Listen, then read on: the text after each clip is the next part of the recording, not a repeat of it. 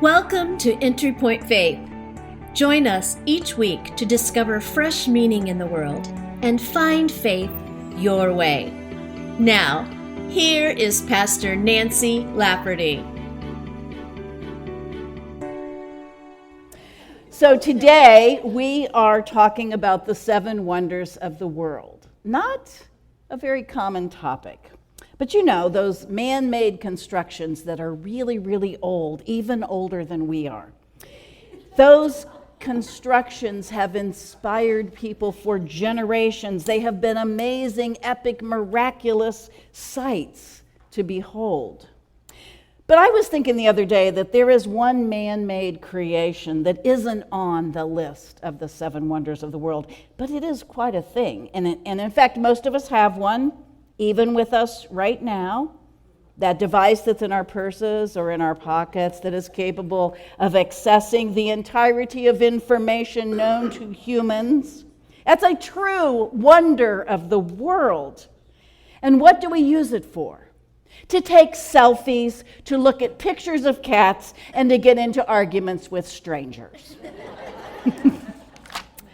So a group of school children were asked to list what they thought were the current 7 wonders of the world.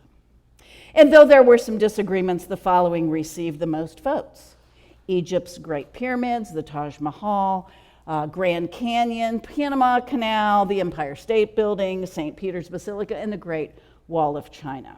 Now, while gathering the votes, the teacher noticed that one student had not finished her paper. She was still working on her list, and so she asked the little girl if she was having trouble, and she goes, "Yeah, there's so many. I just can't make up my mind." Now let's pause this story for a moment and recognize that it's no wonder that this young girl was struggling to name the 7 wonders of the world, because the items on that list have changed over the last 20 years. You guys might want to sit down, because this is like the first part of my message, so I don't want you to have to stand there the whole time. Just helping my vocalists out. The first 7 wonders of the ancient world list was made more than 2,000 years ago by adventurous Hellenic travelers who marveled at the world's most incredible man-made constructions. And since then, all of the items on that original list, except the Great Pyramid of Giza, have been destroyed. They have crumbled to the ground. So in 2001, Swiss-born Canadian filmmaker Bernard Weber decided to find a new list of 7 wonders of the modern world. And so he set up a foundation, and he asked members of the public to cast their votes. And after months of deliberation and debating and short lists, these are the impressive structures that made the final cut. I don't want us to not be able to answer that question if someone ever comes along and asks us. So one more quick time, let's look at the 7 wonders. The Colosseum in Rome, Italy, that took 8 years to build, hosting such fine events as gladiator fights, plays, and executions. The Great Wall of China, that took hundreds of years to build, all along, thousands of miles along China's northern border, in an effort to prevent invasion from foreigners. The Taj Mahal in India, which actually means, the translation is Crown of Palaces. This was a mausoleum that was built by an emperor as a tomb for his wife. What an elaborate tomb is all I can say. Christ the Redeemer in Brazil, the largest Art Deco sculpture in the entire world. It was built at the end of the First World War as an overpowering symbol of Christianity and hope. Machu Picchu in Peru, which I happen to know that Jim Thorne has traveled there, climbed all around that, didn't you, Jim? You didn't? Must have been that other Jim Thorne. I thought you climbed there, sorry. In the Andes Mountains, it is one of the only pre-Columbian ruins that is still nearly intact. Former palaces, temples, agricultural terraces, and homes are part of the construction there. This next one looks like it should be pronounced Chichen Itza, but it's not. It's Chichen Itza in Mexico, a historic Mayan city, again, built as a series of monuments and temples. The most celebrated is this one, that is the Temple El Castillo.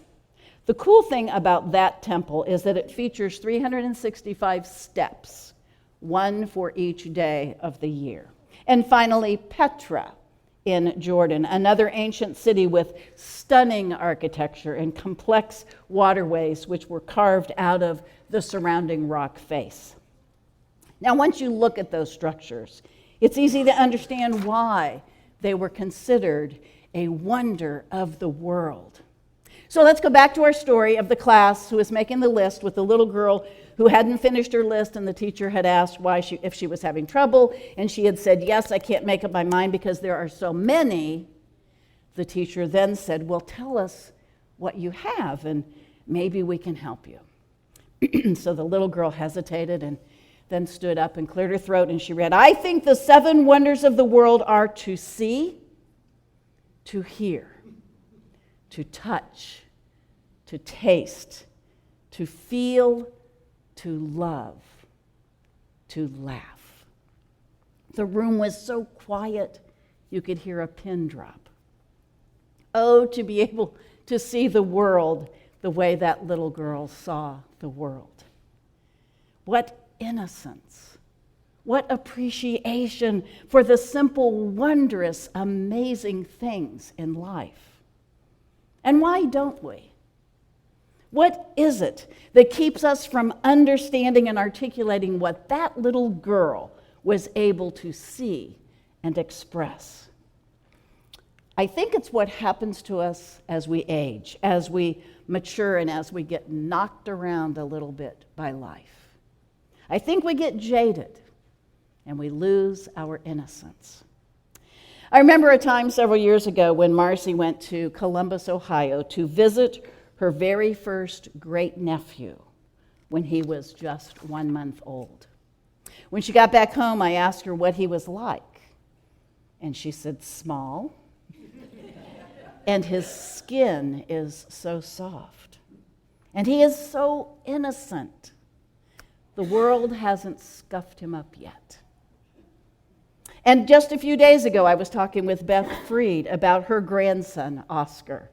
And she said very similar words. She was telling me a story about him riding along in the car, and she said, I don't want him to lose his easy trust in everything. He is so innocent and full of life and wonder.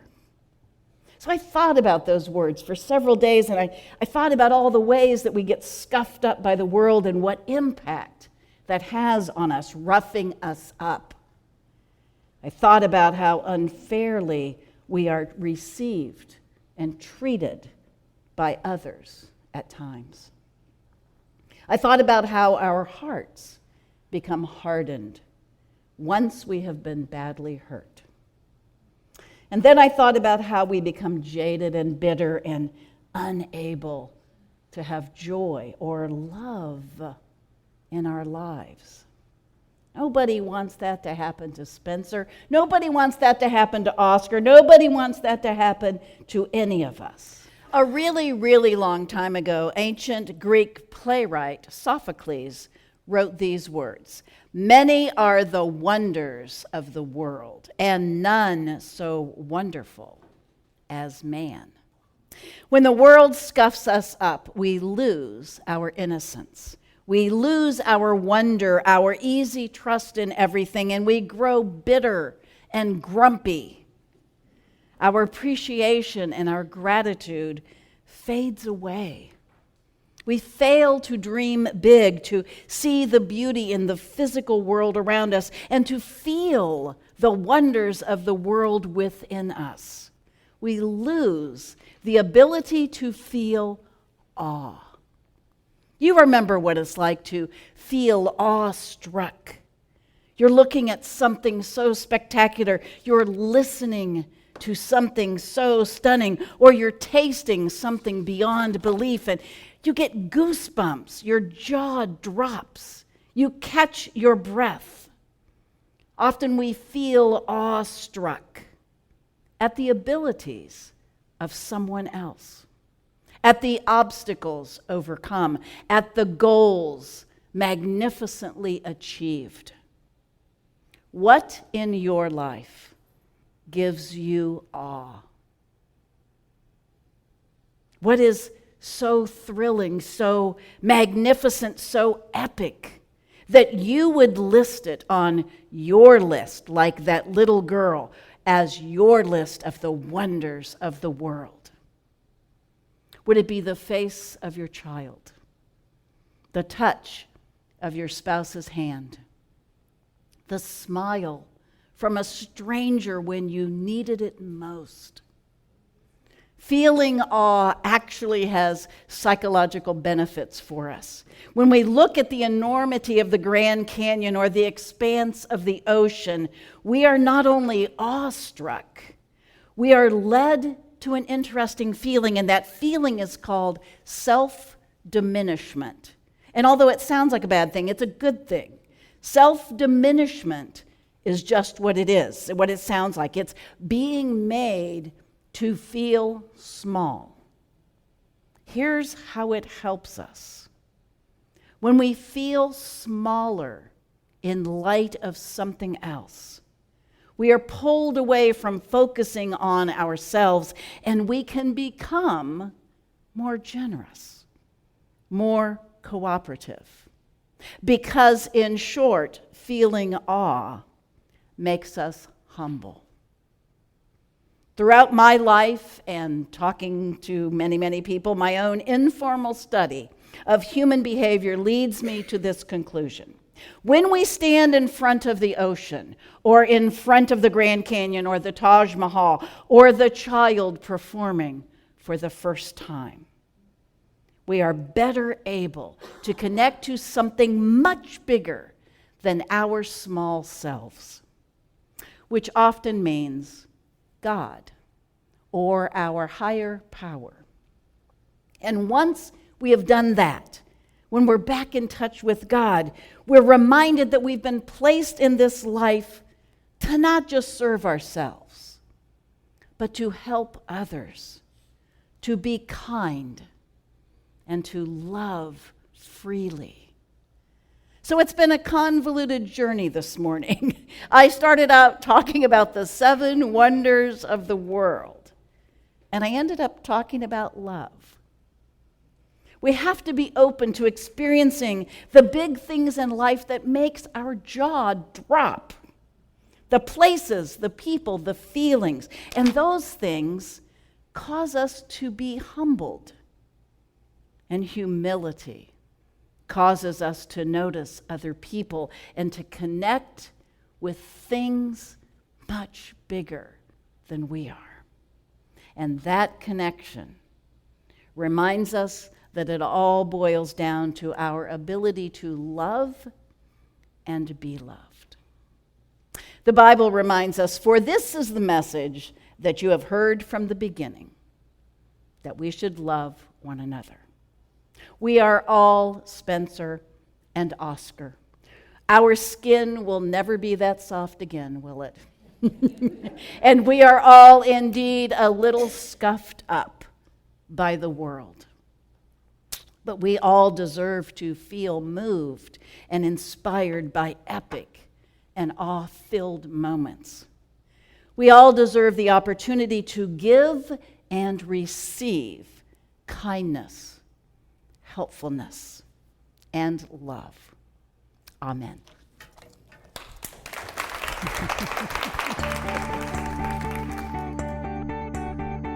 Thanks for listening in on this week's discussion on Entry Point Faith. You can join the Entry Point Faith community in person every Sunday at 10:30 a.m. at Conner Prairie in Fishers, Indiana. For more information and a transcript of Nancy's messages, visit entrypointonline.org. Entry Point Faith is brought to you in partnership with mypodcast.media.